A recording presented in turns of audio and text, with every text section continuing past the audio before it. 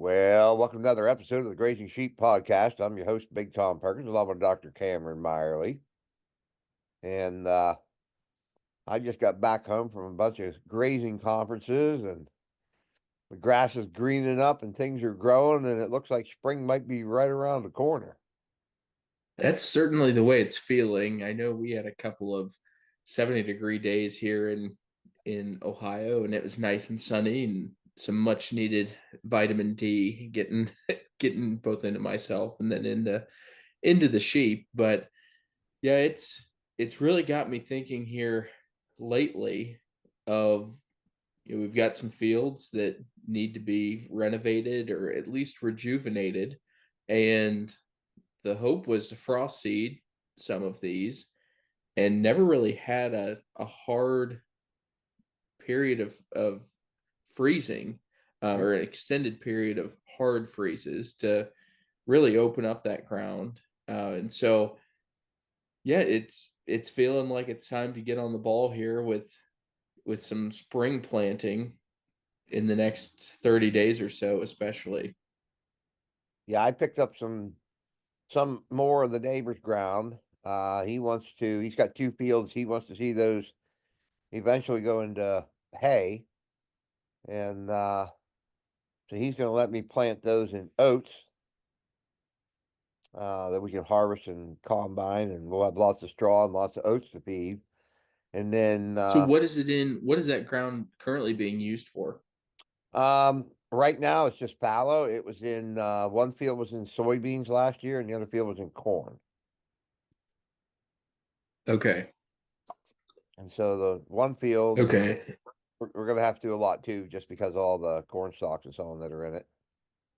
Yeah, so when you're thinking about renovating a field that was in crop production, especially like you mentioned just there with some corn residue, what's your first approach to looking at what are the first steps in putting that into a perennial pasture slash hayfield kind of mix? Well, in that cornfield, we are a little bit concerned as to maybe what kind of chemical residue may be in there from whatever was sprayed in there. So I talked to the neighbor at length about this. I was concerned if he were to just spend a lot of money and put that into hay, and maybe it would start to sprout, and maybe some of that chemical would start killing little grass plants and alfalfa plants and clover plants. So we figured the safer option would maybe be to go in and put oats in. And because there's so much corn residue there, I've got to try to get rid of that corn residue. So he opted to have it plowed. And so Okay. the fun part is I get to do some recreational plowing. I haven't got to do that for a while. So do you think, I mean, how long in your experience, and I don't have the number on this, how long until that corn residue breaks down on its own? And I guess the point I'm trying to make is, could you just go in and no-till it into either oats or uh, into your pasture mix, and then let the biology break those stalks down, and if you were going to graze it with sheep, go through and trample that down and incorporate it in with that hoof action. You probably could no-till it. It's got some ruts in it from previous disasters, as they were in their combine or their planting, and so he does kind of want to get that all smoothed up. I know I was talking with our conservation district. He was out and we were using his soil probe and just seeing what was compacted, what wasn't. We went over there was a good bit of compaction in that. But he brought up about if you plow it, you're going to destroy all the biology. And my argument was, what biology is here? Because there just isn't Right. anything. You walk the soybean fields and there's still corn stubble laying in there. Right. So, so we're kind of opting to bury it and go from Yeah, there. and you have to think too, like that corn stalk, Hmm. highly lignified. Yeah, So I mean, there's it's all there's a carbon. lot of tough fiber that Yeah. there that does not that doesn't break down quite as easily as what Mhm. some of our other plant residues, your grasses and even some of those soybean stalks. So yeah, that was just my question. I didn't know if it had to do with some of the ruts or some previous management. Yeah, I'm a big fan of going in and fixing those now when you're trying to convert that stuff over versus because I personally I don't like to deal with the ruts. So um yeah, that was my big question there. And I think if you're already going in to fix a significant amount of that, then then it probably makes sense. So when you're thinking about oats, and this is oats for grain production, Yeah. do you think that's an easier transition from a corn or a soybean rotation? You could plant corn and feed that to the sheep. You've got corn in the mix, that you're using. Mhm. Uh, you've used oats in the past. The beans, yeah, I don't know that you'd have a whole lot of use for in a ration. But do you feel that oats kind of fit nicely as an interim crop? You can use that oat seed and it gets it a little more back to that grass type acreage that you're looking for long term. Yeah, with the, oats is really good at, adding mycorrhizal fungi into your soil. And, of course, once that oats starts to ripen and it starts to die off, your mycorrhizal fungi is gonna die off, but it'll leave lots of little spores in there so that mycorrhizal fungi can get started again when conditions are right. The other thing that I like about, if I'm gonna put a if I'm going back to a permanent pasture, especially in a crop field, is just the fact that I can put that oats in there, and if I need to spray it, um, for weeds, I can go in with something like a 2,4-D to get rid of whatever broadleafs are coming up through there, and I imagine there'll be a boatload of them. And then, if that was a pasture mix, you're just kinda stuck with whatever weeds are coming up because there's nothing you're gonna really spray in there that's not gonna take out all your legumes as well. Right. And The I other suppose if you were going to go that route, when you're going to have weeds popping up and in that hay situation, you could go with an all grass seeding and with the hope of uh, going back through and interseeding those legumes after you get the weed situation taken care of. But I mean, that's a commitment, assuming that you're going to be able to get that stuff controlled and Yeah, and moving on. I think the other issue too that I've seen, through the years is anytime I've tried to establish grasses and legumes in the spring, you just get a lot of weed pressure and it suppresses a lot of that. Oh Um, yeah. and I don't have near that in the fall. And so I've had the best success when I was trying to establish pasture in the fall. And so rather than leave that lay fallow all year, it gives us a chance to harvest a crop from it by putting the oats in. And then we ought to be able to just go in and lightly disc that up and get a good seed bed in there. And then just kind of use a spinner spreader and spread on the hay mixes. And you've had more success on the hay mix going with the broadcast with the disc and broadcast than you have with the no-till previously, correct? Yeah, I see it's kind of one of those things where you learn by experience. And when you're just renting the county drill, well, I think it's a great option.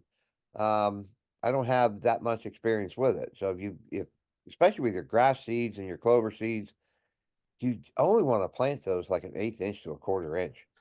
You plant them any deeper than that, and they're not going to come. And those no-till drills can be really finicky to get them to that eighth inch to a quarter inch depth. And so you end Yeah, up with a it's lot of seed definitely planting a on top, a lot of seed being too deep. yeah, it's definitely a two-person job. I know when we've done it previously, dad's on the tractor drilling away and I'm chasing the thing around the field with a screwdriver or some type of sharp object, Yeah. digging seed up trying to see, okay, we're here, and it's probably 3 or 4 adjustments until we get it to where we need it, and then uh, the other, as you mentioned, you don't have a whole lot of choice in what you get. You know, it is a piece of equipment that you're renting, and I know that the drill we've used in the past was a Great Plains, and very pleased with the success we've had with that. Again, it takes some fine tuning and just the time commitment Yeah. of signing up to work with the thing, but it's a 7.5 inch seed spacing, plant Mhm. spacing, and so we usually run over that ground twice. So because I don't want my hay or my pasture ground with that with that much space in between, my plants where my plants are going to be at. So we'll Do you usually hit go, it. do you go two different directions then? Yeah, and it's usually, I know we were talking about GPS and some smart technology on tractors. That would be super nice Yeah. when you're when you're doing some planting like this, because uh, we'll run, say, just straight along with that the natural flow of that field, and then we'll run at an angle. Okay. And it's not a 45-degree angle. It's just you turn, say, 30 degrees Yeah. and run it that direction so that you're trying to put some plant. Uh, it ends up being like every 7, 8 inches um, in that space in between the rows. Hmm. And it's kind of fun. We've got a field that we had planted into teff, and it needed some soil amendments placed onto it, and uh, did a burn down teff, came back and planted our fall cool season mix, and you can still go out and see those rows where the drill went through, which is Yeah. which is kind of fun to see.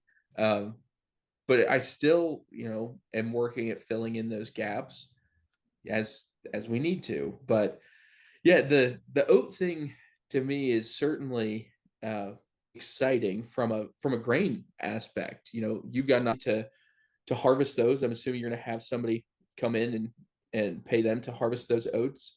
And and this is kind of putting you on the spot with some of these questions, but I think it's important when we're looking at grain production on on those oats. Are you going to go through with the soil sample first to figure out what's lacking, or uh, kind of what's your approach to nutrient modifications in that ground? We will feed that a little bit. He doesn't want to put a lot of money into fertilizing the hay. We'll have I keep telling him that's probably a mistake, but just the samples that we pulled, everything's just a little bit below optimal in that. So it's definitely not horrible. So we'll add a little bit of fertilizer on for the oats. It won't be a whole lot. Oats doesn't you typically require a lot of fertilizer. And so we'll probably just go on the cheap end of it to get it off. And it's gonna be way more oats than we're gonna have trouble storing it all. So we're probably not gonna be trying to push for great big giant Mm, with it. yields. Yeah. We're Yeah. probably just trying to go the cheap route with it. Right. Yeah, I was just curious. And then if you're going to go the cheap route with it, is it worth, in your opinion, is it worth going and sourcing a, uh, we'll say, an improved variety for grain production, or are they going to be bin run oats, certified seed? What are you looking for in that seed selection? So basically, I just called our local mill here and said I need seed oats, and Okay. they were ordering in one variety. I don't know what that Yep. variety is. It was I think it was $13 a bushel, Right. And an oat bushel is 32 pounds. okay. So So for those that are familiar with what a corn bushel is, it's much less, and that that has to do with the volume because you have a lighter, fluffier Yep. seed. It takes up a lot. If you've ever planted oats and you go to pick up a bag of them, it's like twice the size of a bag of any other any other seed you're gonna buy. Yeah, they take up a lot of space. So Yeah. $13 and how many bushel are you planting per acre? We're pushing for 3. That's around that. Okay, That's around that okay, 90 pounds per acre. right, right. So all in, I mean, you're at 45, Yeah, right. Pretty about much. $45 an acre. Yeah. So Okay, it's not crazy expensive to do, and the theory is it should be a whole lot cheaper than buying corn when we buy corn, or to buy oats when we buy oats. right. And I guess you've planted some oats in the past. Oh yeah. I what are some bushel yield numbers that you've pulled off I of those honestly fields? don't know, because back, Okay. when we harvested oats, um, nobody. Honestly, I don't even know if anybody today has yield monitors on their combines. Everybody's combines Nice. are old enough. I don't think they have yield monitors on them. And we were always guessing how big our gravity boxes were. Right. But the last field that I ever planted was this one field that I'm going to plant again. And I had a guy come in to custom harvest it. And he came down with a traxel dump truck. That's what he was going to put it in. We were just going to sell it. And he ended up calling his brother, who has a semi, and they filled that semi, and then about 3/4 of that triaxle trailer. And I don't know what we did so different, but man, that oats yielded. There was a pile of oats there. Right. And that was And back some too of when it's oats sold for less than $2 a bushel, so it right. wasn't bringing much money. Yeah, which is not the case now. I mean, Yeah, they're very expensive. yeah, Yeah, oats at are. least where we're at, they're pretty pricey. I was curious here again because I could tell you some average like corn and bean yields, but the oat yield side of things, it's not my area of expertise by any stretch of the imagination. Yeah. But USDA numbers are saying that for 2023, oat average bushels yield average yield for oats was around 76 bushels per acre. Oh, that's way higher So than I thought it would be. yeah, I mean I that's was a gonna lot say higher I than was gonna my say 50, expectation. 55 maybe. Right. And maybe this is the crop data. So Yeah, I'm assuming these individuals are going out and doing what they need to do to produce a better crop yield. Yours might be in that 50-55, but just from a cost analysis standpoint, that $50 I'm sorry, $39 per acre mhm, uh, to plant, and then yeah, whatever additional fertilizer costs are going into that to get your 50 bushel per acre yield. Other than time and hopefully you guys get rain, uh, yeah, pretty good return on your investment when you have, I think, a livestock species to feed that to. And so, I mean, that should drastically reduce your feed costs here in 2025, the tail end of 24. So that's exciting. And then, are you going to do you have plans to graze any of these oats off, or are you trying to just put them all into grain production? it's just there's only 14 acres between the two fields, so we just are just gonna combine it. Um, the other kind of exciting part of it is we'll actually have straw to use for bedding, because we're always just using old hay. And there's probably a possibility of selling the straw, because the last few years hay sells for every bit as much as straw does, or straw sells for every bit as much as hay does. Which is crazy to So I me. figure I could It's probably sell half the straw and cover all my costs. yeah. I mean, and if you're already buying your straw in right now, Mhm. there is some cost associated with planting these oats. But my thought is, even if it covers the cost of what you would have in straw Yeah. this year, Oh yeah. it's worth every penny. to to do that, and I think it makes a lot of sense. But yeah, that to me is it's a hard pill to swallow when we're looking at that bedding material Oh, I and the know. cost of what some of it is at, and to say, yeah, I'm going to throw this on the ground on purpose, and Yeah. and then use it to collect, manure and urine and then spread it out. And that's its only purpose. It's not feeding anything. So we probably do gain some added nutrients and organic matter out on the field from it, but that's a hard check to write sometimes when Oh, it is. we know it's going right on the ground. But well, when we're thinking, then getting on back on the oat topic, and we're pretty heavy on talking just about oats, we can transition to some other species. But when are you trying to shoot?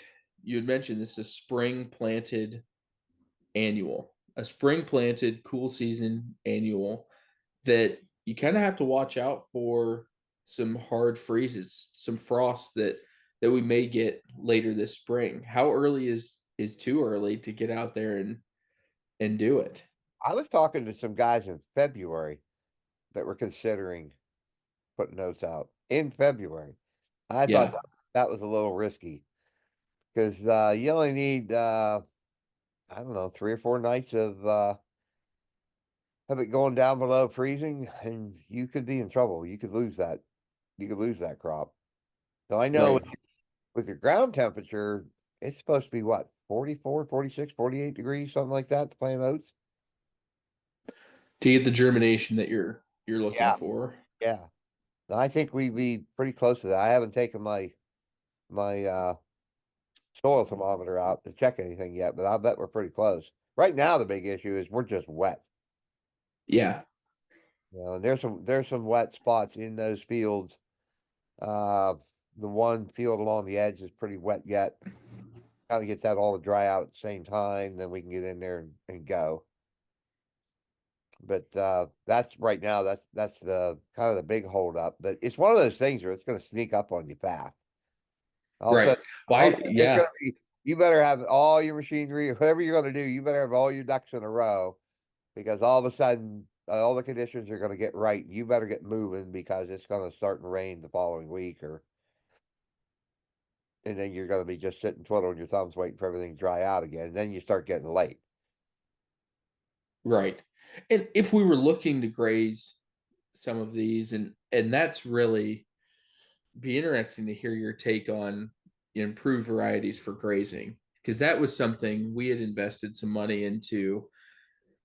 I think the brand name was Haywire Oats, and I couldn't tell you who's in charge of that seed and Yeah, collecting that and distributing. But the whole claim was with those that you were supposed to get more leaf material, and yeah, it was supposed to be an improved grazing variety of oat, and they did a nice job. I still go back.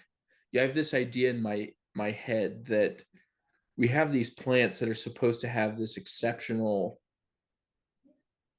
growth ability, whether it's a sorghum sedan or an oat variety. An oat seed is supposed to get out of the ground and start growing in the spring or in the fall during that cool season weather. And as long as our environment meets the demand for what it has for precipitation and those growing degree days or sunshine and temperature, that it'll just come flying out of the ground and outcompete that overgrazed pasture yeah. that we're trying that we're trying to renovate. And it's been my experience, and I've talked to a number of soil scientists and plant biologists about this, that even though we've stunted that plant, that perennial pasture plant, whatever species are in there, the part that we don't see is the part underneath the soil, and the Uh-huh. level of competition and the battle that goes on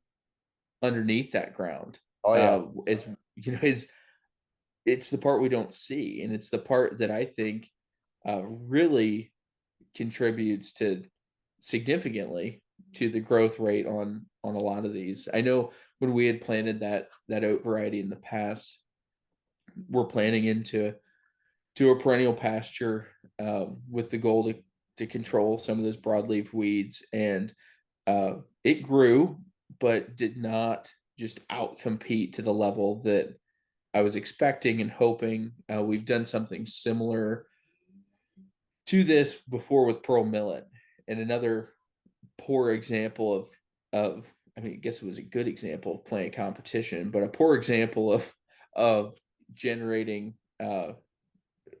forage tonnage with pearl millet. So that was something too.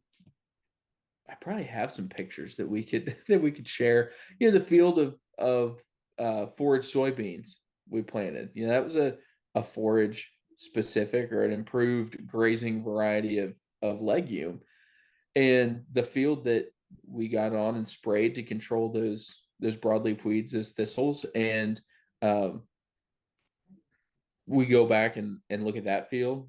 As soon as we hit that with some herbicide, it took off. Yeah. Versus the other field that we no-tilled straight into sod that had been grazed recently. Um, I mean, it grew, but just was competing for resources to the point that it couldn't perform to the level that we needed out of it. But uh, all, all that to say, it does matter if I'm investing the money into that seed. It's going to matter a lot how I manage that field previously and to get the best results So going into it. But what was the price on that haywire oats? that's a good question. It's been a couple of years now. Um, I'd probably say at least twice what Yeah. your variety was. So my question Um, is, do you get twice the tonnage? so I think if I would have if we would have gone with the traditional model of a burn down and planted into planted into that burn down following that, and I think if we would have fertilized similarly to what we did in a row crop or a grain situation, Yeah. I do think I would have had more vegetation, like uh, consumable leaf material. I don't know if it would have been to the value of twice what that was. Okay. Um, so, and it really, I think it's a case by case base. You bring up a great point, and Yeah. that's that we've had this conversation. I don't think on here, but some grazing varieties of corn, Yeah. and some of those get Very real price. pricey. Yeah. And it's like, well, do I want to spend the extra money? I think a lot of it comes down to how much space you have versus money you have to spend. Yeah. That's So true. if I have less acreage and if I need to produce more forage for the number of sheep I have, one answer would be to raise less sheep, and then I don't have to worry about growing more forage.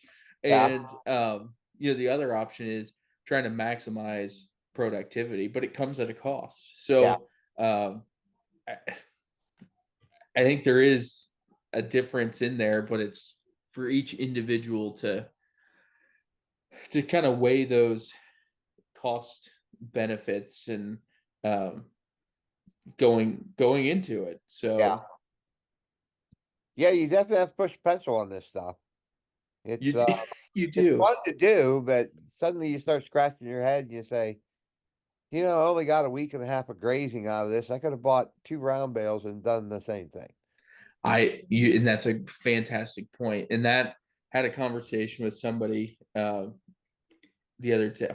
I don't have to keep their identity hidden. It was Dr. Weaver, who we've had on the podcast Yeah. before, and uh, got a Snapchat from him the other day. He's got ewes out on grass in North Carolina, and it's like, man, I wish we would have planted some annual ryegrass because I assumed that's what it was. We had him on here Yeah. probably close to a year ago talking about that.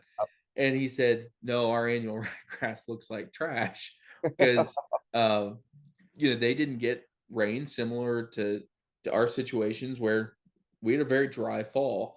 And he then sent a picture of the ryegrass field, and it was bad. It was pretty rough.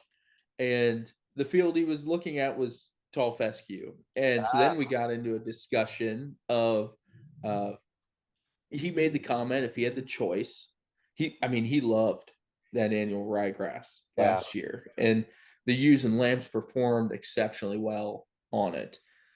He made the comment, regardless of environment, of weather, and Yeah. how it changes year to year, that fescue is going to perform year Yeah. after year after year.